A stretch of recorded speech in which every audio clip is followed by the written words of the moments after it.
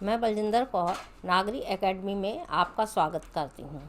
आज हम कक्षा 10 के क्षितिज के पाठ राम लक्ष्मण परशुराम संवाद के प्रश्न उत्तर जो हैं उनके बारे में विश्लेषण करेंगे।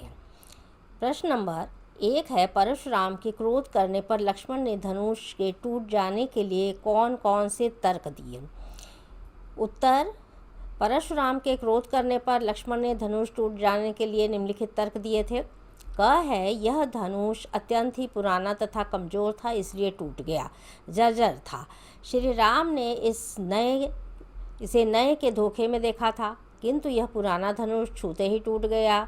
नंबर ग है, बचपन में हमने कई धनुहियाँ तोड़ दी थी। धनुहिया कहते हैं छोटे धनुष को, क्योंकि बचपन में उन्होंने छोटे छोटे धनुष तोड़े थे, इसलिए धनुहिया शब्द आया है। तब तो ऐसा क्रोध किसी ने नहीं किया था, ये तर्क दिए थे। प्रश्न नंबर 2 है, क्रोध करने पर राम और लक्ष्मण की जो प्रतिक्रियाएं हुई उनके आधार पर दोनों के स्वभाव की विशेषताएं अपने शब्दों में लिखिए। तो क्या क्या विशेषताएं थी। उत्तर है नंबर 2 का कि परशुराम के क्रोध करने पर श्री राम ने विनम्रता का परिचय देते हुए मधुर वचनों में उनके क्रोध को शांत करने का प्रयास किया था, जबकि लक्ष्मण ने उन पर व्यंग किए थे, कटाक्ष किए थे, उनकी हंसी उड़ाई थी, जिससे कि उनका क्रोध और भी अधिक बढ़ गया था। तो परशुराम अत्यंत ही क्रोधी थे, इसलिए उनका क्रोध और बढ़ा। और वे आप देख रहे हैं कि शिव भक्त हैं। और राम ने धनुष तोड़ दिया। राम शांत स्वभाव के हैं, विनम्र हैं तथा आज्ञाकारी हैं। उनके अंदर धैर्य है, ये सारे गुण हैं, तथा मृदुभाषी हैं, यानी मीठा बोलने वाले हैं। और लक्ष्मण का जो स्वभाव बताया गया है वो है तर्कशील, जवाब देने वाले हैं और हाजिर जवाब हैं, बुद्धिमान है तथा व्यंग करने में वे सक्षम हैं। निपुण शब्द आया है, निपुण है। प्रश्न नंबर 3 है, लक्ष्मण और परशुराम के संवाद का जो अंश सबसे अच्छा लगा अपने शब्दों में संवाद शैली में लिखिए। संवाद शैली होती है बातचीत, ठीक है। और इसमें आप देखेंगे कि लक्ष्मण और परशुराम के बीच में जो बातचीत हुई उसका एक छोटा सा एक भाग यानी अंश जो है उसके बारे में बताया गया है। उत्तर है, लक्ष्मण ने कहा, हे मुनि, हमने धनुष तोड़ने में किसी लाभ और हानि की चिंता नहीं की। यह धनुष तो छूते ही टूट गया। आपका क्रोध करना उचित नहीं है। परशुराम ने जो संवाद किया वो है, अरे दुष्ट बालक, तुम मेरे क्रोध और स्वभाव से परिचित नहीं हो। मैं तुम्हें बालक समझकर छोड़ दे रहा हूँ, तुम्हारा वध नहीं कर रहा हूँ। तुम मुझे केवल मुनि ही समझते हो। मैं बाल ब्रह्मचारी हूँ। मैंने इस पृथ्वी को अपने बल से कई बार राजा विहीन कर दिया था, यानी बिना राजाओं के। फिर लक्ष्मण का संवाद है, हे मुनि, आप अपने आप को महान योद्धा मान रहे हैं, बार बार मुझे अपना फरसा दिखाते हैं जो उनके पास फरसा था, और यह सोचते हैं कि फूंक से ही पहाड़ को उड़ा दूंगा। हम कोई कुम्हड़ बतिया नहीं है, कुम्हड़े की बतिया नहीं है, कोहड़े की तरह के उसकी तरह नहीं है कि बालक हैं, इतने कोमल हैं। जब आपके वचन ही इतने कठोर हैं तो आपको धनुष बाण कुठार की क्या आवश्यकता है। प्रश्न नंबर 4, परशुराम ने अपने विषय में सभा में क्या क्या कहा। निम्न पद्यांश के आधार पर लिखिए, यानी जो पंक्तियां दी गई हैं उसके आधार पर आपको लिखना है। तो बाल ब्रह्मचारी अति कोही, विश्व विदित क्षत्रिय कुलद्रोही, भुजबल भूमि भूप बिनुकीनी, विपुल बार मही देवंदिनी, सहस्त्र बाहु भुज छेद निहारा, परसु बिलोक महीप कुमारा, मातु पितः जन सोच बस, करे सि महेश किशोर, गर्भन के अभ्रग दलन, परसु मोर अति घोर, जैसी पंक्तियां हैं। अब इसके बारे में आप विस्तार से समझ लें।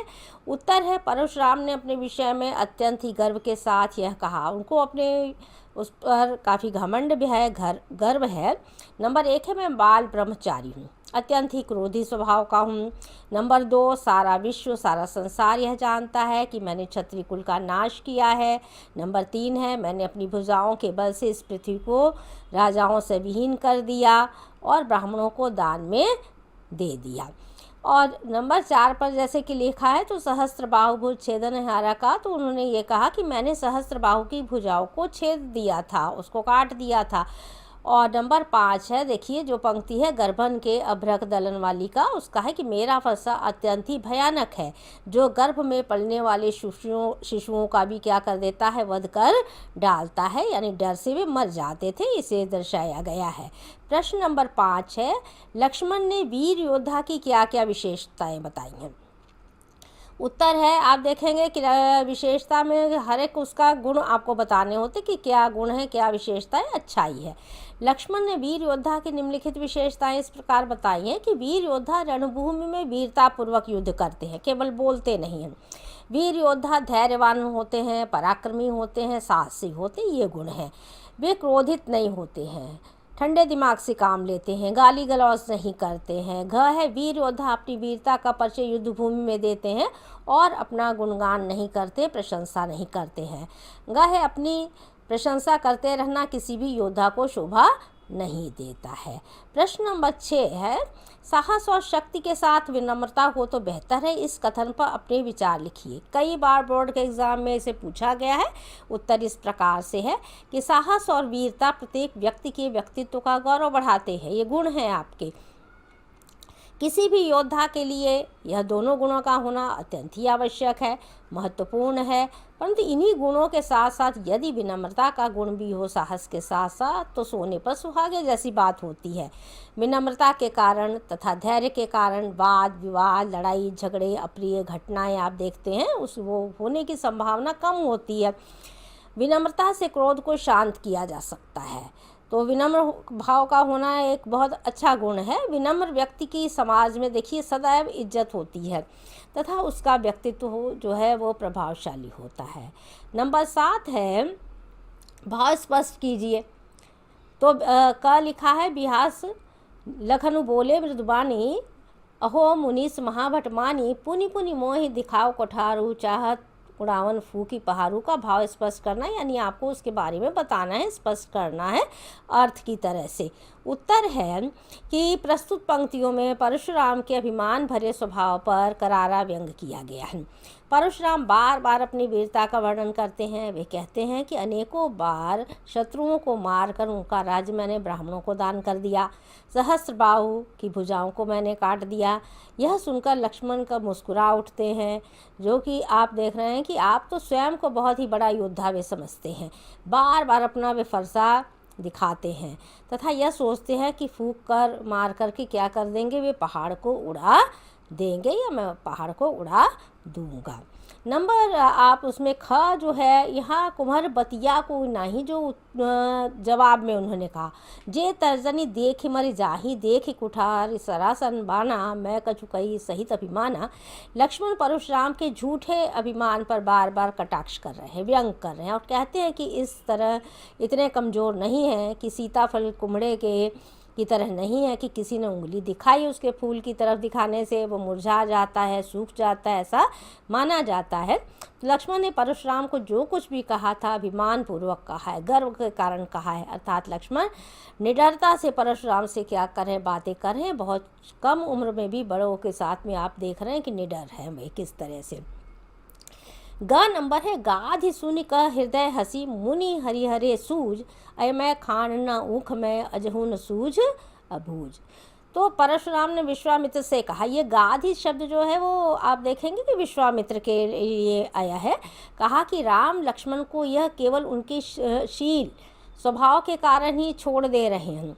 तब विश्वामित्र मन ही मन मुस्कुराते हैं और कहने लगते हैं कि इनको सब हरा ही हरा एक ही सा नज़र आता है, किंतु यह तो लौहमयी खांड की तरह है, लोहे के खांड की तरह है, तलवार की तरह है, गन्ने की मीठी खांड की तरह नहीं है। ये इतना आसान इन बच्चों से जो ये मुकाबला कर रहे हैं। मुनि को राम और लक्ष्मण की ताकत की वीरता का क्या है, ज्ञान नहीं है, जिससे कि वह उन्हें क्या कह रहे हैं, बालक समझकर बोल रहे हैं और वे कमज़ोर समझते हैं। नंबर आपका प्रश्न का 8 नंबर है कि पाठ के आधार पर तुलसी की भाषा सौंदर्य पर आपको 10 पंक्तियां लिखनी है। अब ये भाषा सौंदर्य पर आपके कौन कौन सी पंक्तियां के हिसाब से आप देखेंगे, पूरे पाठ को ध्यानपूर्वक पढ़ने पर जो विशेषताएं सामने आई हैं, भाषा सौंदर्य सामने आए हैं, वो क्या क्या हैं। काव्य की विशेषताओं में आपको विशेष ध्यान रखना है। तो तुलसी के भाषा सौंदर्य से निम्नलिखित, भाषा सरल, मधुर तथा भावों के अनुकूल है। चौपाइयों में अलंकार के सुंदर प्रयोग हुए हैं। अनुप्रास अलंकार के प्रयोग अत्यंत ही सुंदर हैं, भाषा के अनुकूल हैं। व्यंग्यात्मक तथा व्यंजनात्मक शैली के प्रयोग किए गए हैं। व्यंग कटाक्ष हैं पाठ में। पाठ को क्योंकि ये आप देखते हैं संगीतात्मकता है, क्योंकि ये दोहे गाए जाते हैं, पद गाए जाते हैं, इसलिए आप देखेंगे इसमें संगीत है। चौपाई है, दोहा है, वह गाते हैं, गेयता रहती है। कविता में भी रस की प्रधानता है और तत्सम शब्दावली, तद्भव शब्दावली के शब्दों के सुंदर प्रयोग किए गए हैं। भाषा अवधि है, पूरा पाठ संवाद शैली में लिखा गया है। तो इस प्रकार से इस पूरे प्रसंग में व्यंग का अनूठा सौंदर्य है। उदाहरण के साथ आपको क्या करना है, स्पष्ट करना है। नंबर 9 में पूरे प्रसंग में आए व्यंग में जो है छिपा हुआ है लक्ष्मण के द्वारा परशुराम की करनी, कथनी तथा उनके बड़बोलेपन पर जो है बहुत ही सहजता से कटाक्ष किए गए हैं, व्यंग किए गए हैं। लक्ष्मण के द्वारा यह कहना कि शिव का धनुष जर्जर था, टूट गया, पुराना था और काल को बुलाने के लिए क्या किया जाए, हाक लगाना है, गुरु के ऋण से मुक्त होना है आदि व्यंग अनूठे तथा सौंदर्य को, वाक्पटुता को स्पष्ट किया गया है। यानी कटाक्ष किए गए, व्यंग किए गए, बोलने की क्षमता, कार्यकुशलता को दिखाया गया है। प्रश्न नंबर 10 है, देखिए, निम्नलिखित पंक्तियों में प्रयुक्त अलंकार पहचान कर लिखिए। अलंकार आपके जो है पाठ में काव्य के सौंदर्य में भी हैं और बालक बोली बधो नहीं तो ही, क्योंकि ब वर्ण की आवृत्ति की गई है। तो प्रश्न के अनुसार तो आप देखेंगे कि अनुप्रास अलंकार है। कोटि कुलिस सम वचन तुम्हारा में ख में उपमा है, सम समानता को दर्शाया गया है। वैसे कोटि और कुलिस में भी क का भी वर्ण है तो अनुप्रास भी है। साथ में आप देखेंगे कि उपमा का भी प्रयोग किया गया है समानता के लिए। तुम्ह तो काल हाकु तनु लावा जो है उत्प्रेक्षा, जनु तनु मानो से उत्प्रेक्षा अलंकार, बार बार मोहि लागी बुलावा में उत्प्रेक्षा का प्रयोग है। लखन उतार आहुत सरिस भृगवर कोप कृसान, बढ़त देख जल समवचन बोले रघुकुल भानु। उपमा अलंकार का प्रयोग है, रूपक अलंकार का प्रयोग किया गया है भृगकुल को कृसान में। आप देखेंगे इस प्रकार से आपने 10 प्रश्नों का अभ्यास किया। चैनल को सब्सक्राइब करें, वीडियो को लाइक करें, शेयर करें तथा कमेंट लिखते रहें। धन्यवाद।